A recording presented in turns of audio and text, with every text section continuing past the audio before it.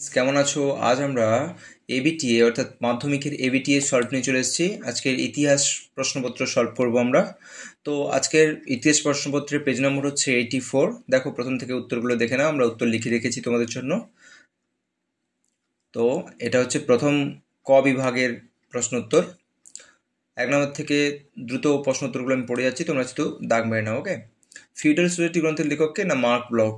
সুধীর কুমার মিত্র যুক্ত ছিলেন স্থানীয় ইতিহাসে। কৃষ্ণদাস পাল হিন্দু প্যাট্রিয়ট পত্রিকার সম্পাদক হন 1862 খ্রিস্টাব্দে। আর বিশপ কলেজ প্রতিষ্ঠিত হয় 1820 খ্রিস্টাব্দে।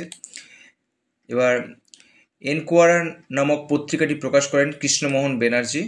এবার সুই মুন্ডা যুক্ত ছিলেন কোল বিদ্রোহের সঙ্গে।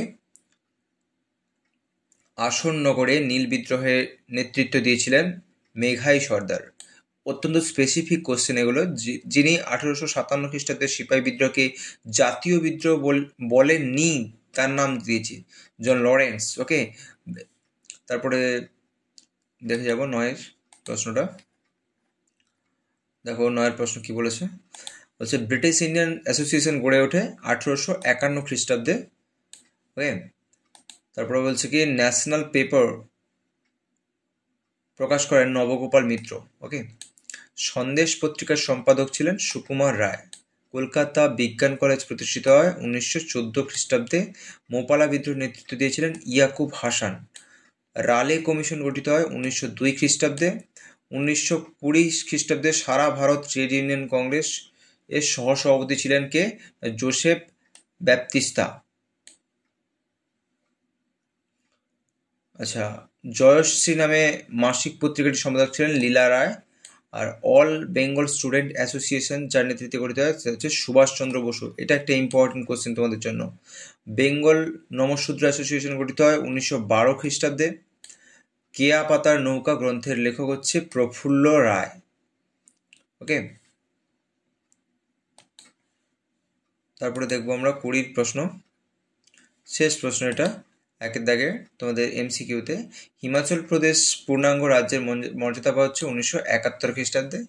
এই সালটা যদি না মনে থাকে তবে মনে রাখবে যে এই সালে বাংলাদেশ স্বাধীন হয়েছিল। ঠিক আছে, এবার 1 নম্বরের প্রশ্ন, 2-এর দাগের প্রশ্নগুলো দেখো বিভাগ ক্ষয়ের। দেখো, জওহরলাল নেহরু তার মেয়ে ইন্দিরা গান্ধীকে চিঠিগুলো লিখেছিলেন কোন প্রেস থেকে গো? না এলাহাবাদের ল জার্নাল প্রেস থেকে। ভারত সভার সম্পাদক ছিলেন আনন্দমোহন বসু। কলকাতা বিশ্ববিদ্যালয়কে গোলদিঘির গোলামখানা বলে আখ্যায়িত করেছেন ব্রহ্মবান্ধব উপাধ্যায়। ভেরি ভেরি ইম্পর্টেন্ট এটা এবছর পরীক্ষার জন্য। ভারতের প্রথম মে দিবস কার নেতৃত্বে পালিত হয়? না সিঙ্গারা ভেলু চেট্টিয়ারের নেতৃত্বে। ওকে, এবার দেখো উপবিভাগে ঠিক ভুল করতে বলেছে, এগুলো তোমরা একটু নিজেরা দেখে নাও, উত্তরগুলো আমরা করে দিয়েছি। ঠিক আছে, এগুলো আমি পড়ছি না, ইম্পর্টেন্ট তোমাদের কাছে মনে হলে যেগুলো একটু বেশি করে পড়ে নেবে। এবার উপবিভাগ যেগুলো আছে দেখো, স্তম্ভ মেলাও, এটা একটু পড়বো। লর্ড ডাফরিন গোয়েন্দা বিভাগের প্রতিষ্ঠা করেন। ঠিক আছে, এটা একটু মিল আছে এটার দুটোর মধ্যে। কলকাতা ইঞ্জিনিয়ারিং কলেজ 1856 খ্রিস্টাব্দে গঠিত হয়েছিল। পটলডাঙ্গা একাডেমি 1818 খ্রিস্টাব্দে গঠিত হয়েছিল। অশ্বিনী কুমার দত্ত স্বদেশ বান্ধব সমিতি গঠন করেছিলেন। তারপরেরটা দেখবো আমরা, সত্য মিথ্যা বিবৃতি। দেখো বিবৃতিগুলো তোমরা একটু দেখে নাও। ঠিক আছে, তারপরে দেখো 3-এর দাগের প্রশ্ন, আধুনিক ইতিহাস চর্চা নাটকের গুরুত্ব। এটা খুবই ইম্পর্টেন্ট।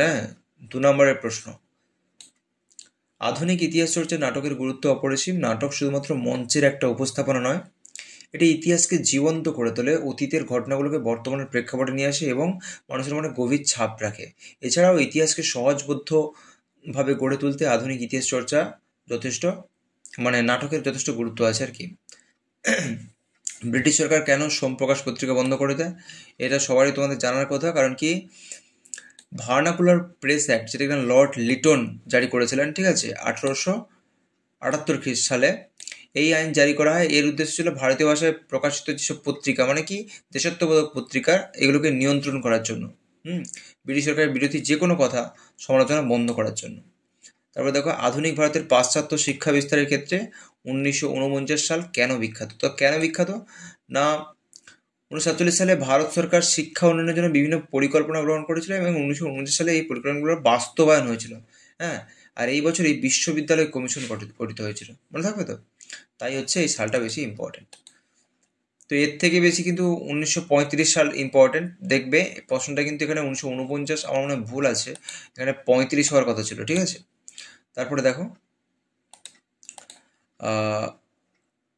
একাডেমিক অ্যাসোসিয়েশন কে কি উদ্দেশ্যে গড়ে তোলেন। দেখো একাডেমিক অ্যাসোসিয়েশন কারা গড়ে তুলেছিলেন বলতো? হিন্দু কলেজের একজন বিখ্যাত ইংরেজি শিক্ষক হেনরি লুইস ভিভিয়ান ডিরোজিও, মানে ডিরোজিও, তার ছাত্রদের সাহায্যে 1828 সালে, ভেরি ভেরি ইম্পর্টেন্ট সালটা, একাডেমিক অ্যাসোসিয়েশন 1 নম্বরে কোশ্চেন আসতে পারে, প্রতিষ্ঠা করেন, যারা ইয়ং বেঙ্গল নামে পরিচিত ছিল। এর মূল উদ্দেশ্য ছিল কি? সমাজ সংস্কার করা, নবজাগরণের আদর্শ মানুষের মধ্যে ছড়িয়ে দেওয়া, ঠিক আছে। তারপরে দেখো চাইবাসার যুদ্ধ কি, ভেরি ভেরি ইম্পর্টেন্ট, এটা অনেকেই পাচ্ছ না জানি। দেখো উত্তরটা 1820 সাল থেকে 1801 মধ্যে এই চাইবাসার যুদ্ধ হয়েছিল, ঠিক আছে। আর এই যুদ্ধে কিন্তু ইংরেজরা জয়ী হয়েছিল, তাহলে ইংরেজ এবং চোলদের মধ্যে হয়েছিল চাইবাসার যুদ্ধ। এবার দেখো এলাকা চাষ বলতে কি বোঝো? তখন নীলকররা যখন জমিদারদের কাছ থেকে জমি ক্রয় করে বা ভাড়া নিয়ে সেই জমিতে ভাড়াটিয়া চাষিদের দিয়ে নীল চাষ করতো, তো সেই এলাকা হচ্ছে সেই যে চাষটা তাকে এলাকা চাষ বলা হতো। অনেকটা পরিমাণ জায়গা জুড়ে এটা করা হতো, বুঝতে পারলে। এবার দেখো মহারানীর ঘোষণাপত্রকে প্রতিশ্রুতি ভঙ্গের অধ্যায় বলা হয় কেন? কারণ কি 1858 খ্রিস্টাব্দে মহারানী ভিক্টোরিয়ার ঘোষণাপত্র ঘোষণা করেছিলেন যে তাতে ভারতীয়দের কিছু প্রতিশ্রুতি দিয়েছিলেন, যেখানে ধর্মীয় স্বাধীনতায় হস্তক্ষেপ করবে না সরকার, তারপরে দেশীয় রাজ্যে শাসন ব্যবস্থা প্রবর্তন করা হবে, এইসব ব্যাপারে। কিন্তু পরবর্তীকালে দেখা গেছিল কি না, প্রতিশ্রুতি পালন হয়নি, তাই মহারানীর ঘোষণাপত্রকে প্রতিশ্রুতি ভঙ্গের অধ্যায় বলা হয়। এবার 1857 খ্রিস্টাব্দে সিপাহী বিদ্রোহকে কারা কেন জাতীয় বিদ্রোহ করেছিলেন? দেখো তো 1857 খ্রিস্টাব্দের বিদ্রোহকে অনেকেই জাতীয় বিদ্রোহ করেছেন, কারণ ভারতের এক বৃহদাংশের নানা শ্রেণীর জনগণ ও সিপাহীরা একযোগে লড়ে ইংরেজদের শাসনের বিরুদ্ধে সংগ্রামে অবতীর্ণ হয়েছিল, তাই একে জাতীয় বিদ্রোহ বলেছেন অনেকে, ঠিক আছে। আচ্ছা, তো বন্ধুরা আজকের ভিডিও এই পর্যন্ত, ফিরে আসছি পরের ভিডিও নিয়ে, ভালো থাকবে, থ্যাংক ইউ। তো বন্ধুরা আজ